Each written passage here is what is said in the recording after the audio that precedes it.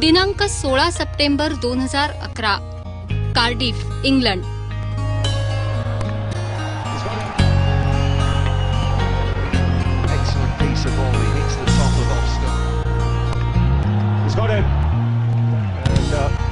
See all the players going and shaking hands with Rahul Dravid, Virat Kohli as well. It's the end of a career in one-day internationals. One day क्रिकेटच्या इतिहासातल्या राहुल द्रविड नावाच्या अध्यायाची अखेर इतिश्री झाली. Well, a great man, a great ambassador for the game this man has had.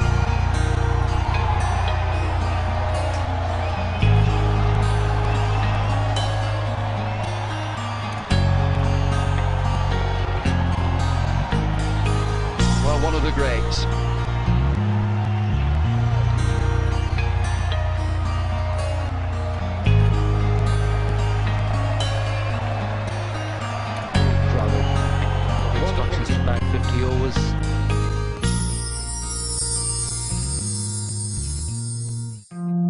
Rahul Dravid team इंडियाची निळी Jersey परिधान करून आता पुन्हा मैदानात उतरणार नाही. भारतीय फलंदाजीचा हा बुरुज मर्यादित षटकांच्या क्रिकेटमधून रिटायर झालाय.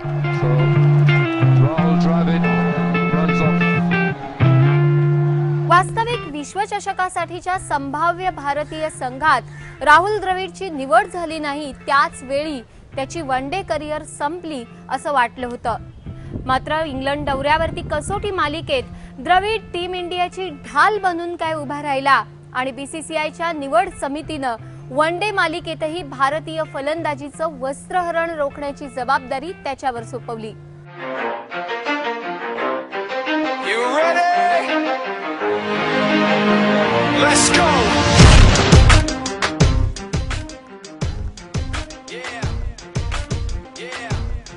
बीसीसीआयची निवड समिती आणि काळानं सोपवलेली ती जबाबदारी राहुल द्रविडनं स्वीकारली खरी, मात्र द्रविडच्या स्वाभिमानी स्वभावाला निवड समितीचा तो निर्णय पटला नसावा.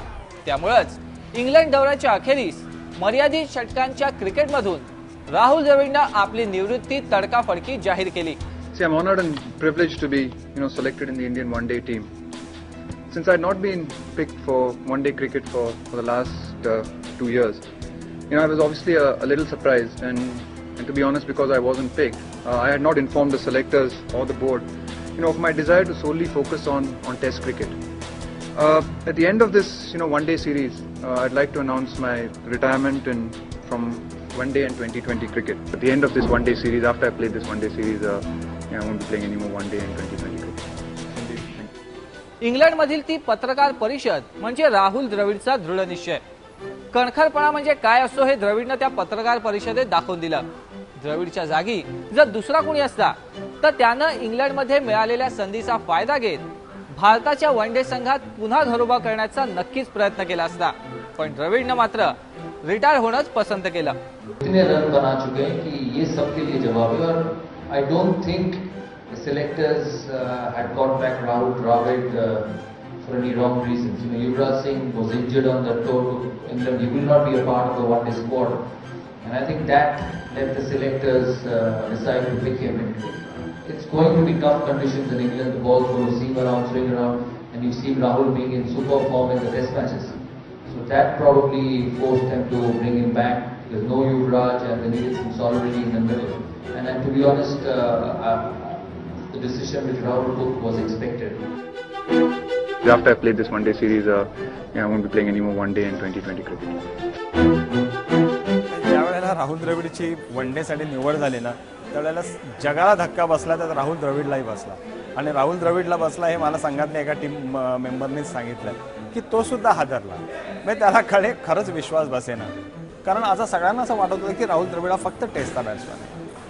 सिलेक्शनरनी असा एक विचार केला असं मला वाटतं की राहुल द्रविड हा इंग्लंडच्या दौऱ्याच्या एकमेव फॉर्मातला बॅट्समॅन आहे, ज्याच्या एकमेव फलंदाज असा आहे की ज्याच्या रन्स होत होत्या.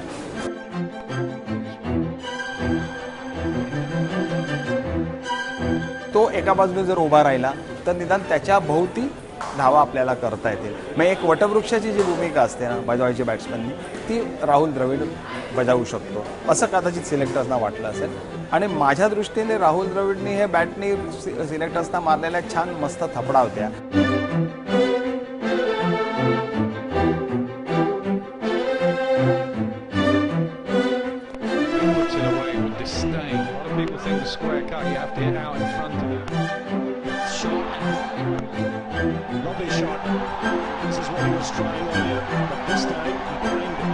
in through the offside. द्रविडच्या रिटायरमेंटच्या निर्णयाला कदाचित दुसरी ही बाजू असावी, ती म्हणजे त्यानं काळाची हाक ऐकली.